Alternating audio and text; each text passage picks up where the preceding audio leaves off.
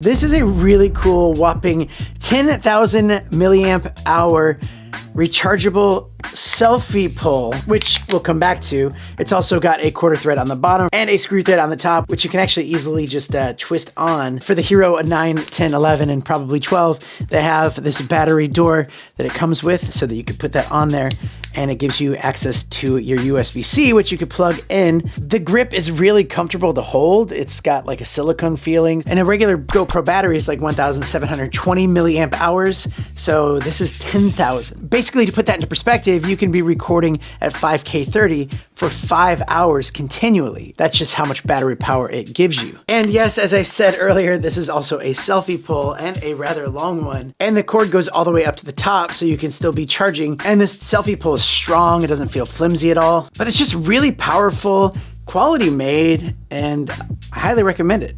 Thanks so much for watching.